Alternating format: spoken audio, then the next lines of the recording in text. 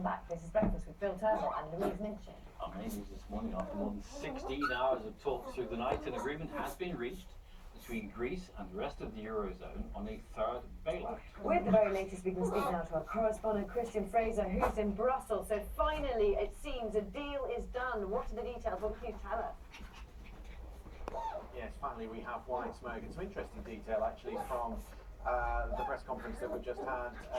The President of the European Council and the President of the European Commission telling us a little bit about the detail. There's always been a question, Louise, about the sustainability of the Greek debt and what happens if you put a third bailout on top of the debt mountain as it stands.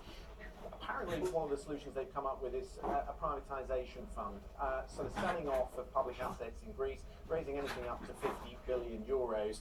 Some of that would be used for the recapitalisation of the banks, and they estimate they probably need about 25 billion for that, which shows you just how dire the situation has become over the last few weeks. And some of it would be used for growth, and some of it in future would be used to pay down the debt. So that has obviously soothed the concerns of the Germans and the Dutch side. There's also interesting detail about the next couple of days. As we suspected, the Greek Parliament will have to show some intent, so they'll have to pass some of these proposals in the Greek Parliament in 2 to 3 days.